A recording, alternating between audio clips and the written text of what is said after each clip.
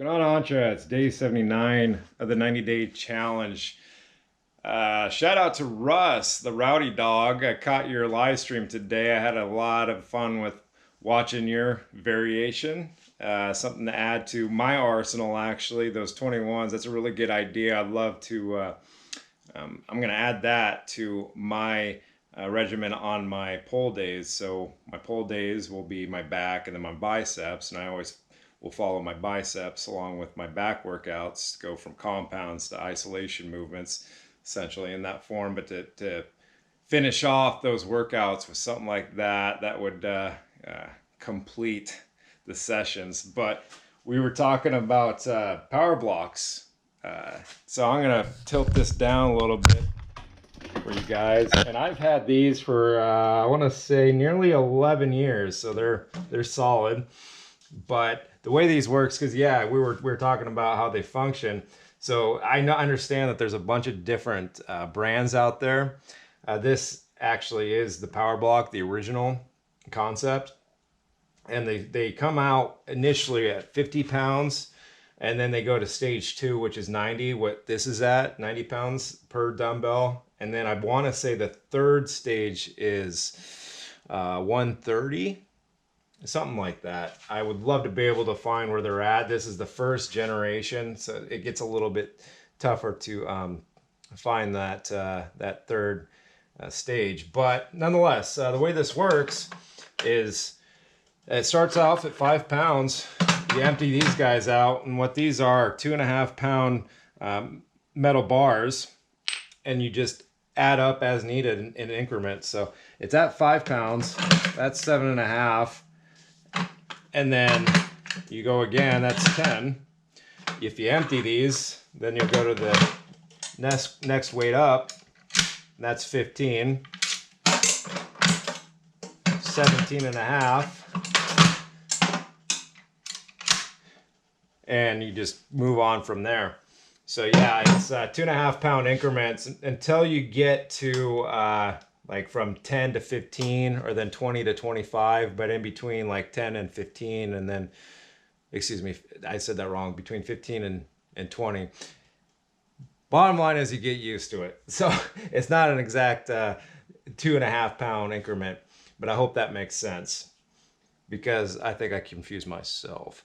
Nonetheless, that's how mine works. Yours looked a little bit fancier than mine, Russ.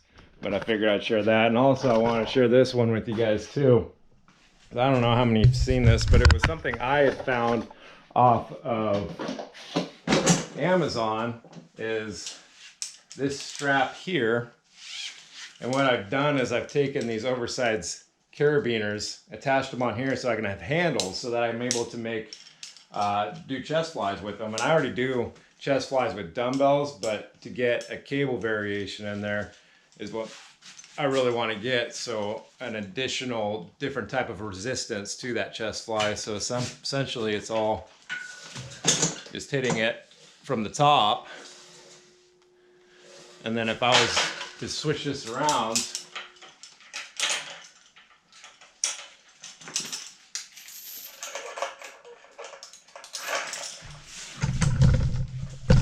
bring my bench in to play.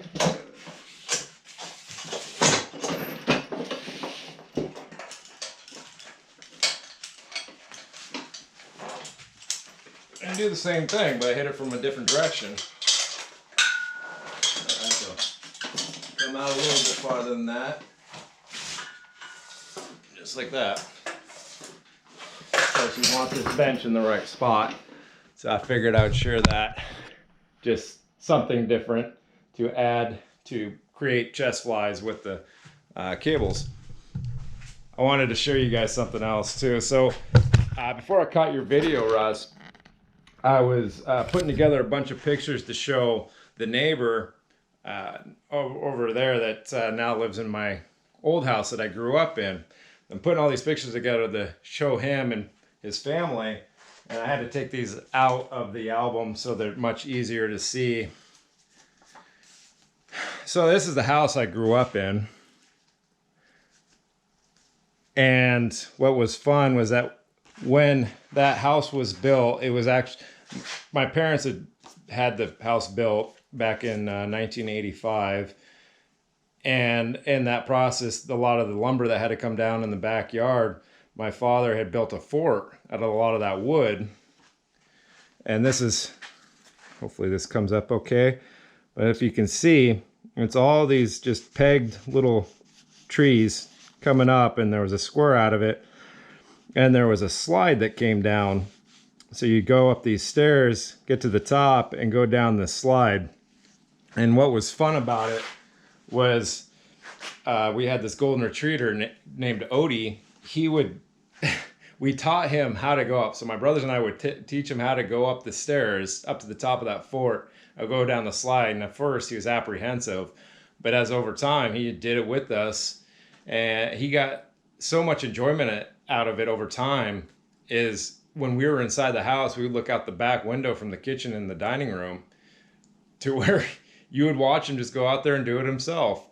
So not only that would happen, he was good buddies with the dog next door. He would go next door, grab his buddy, and they would go up there and do it together. So our dog taught him how to do it. And you just watch him sit there, and it was hilarious. But this is a picture of the two of them, and I was so thrilled that I found this picture because I thought it was long gone. But that's Odie there, our pooch. And then this is Hooter, his buddy from next door.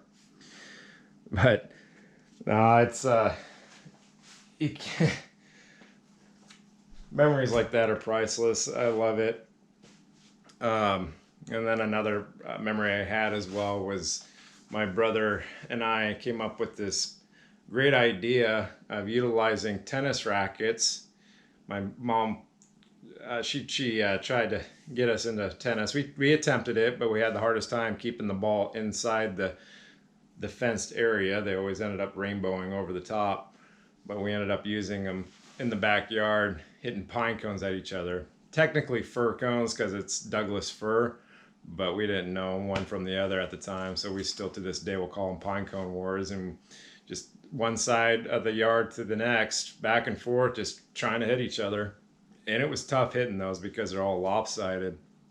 However, we had that opportunity every once in a while to hit each other, and it always seemed to happen right in the eyeball. That's one of those ones where you just walk it off and sit down for a minute and, all right, game on. Party on, Wayne. Yeah, 79. We'll see you tomorrow on 80. Thanks.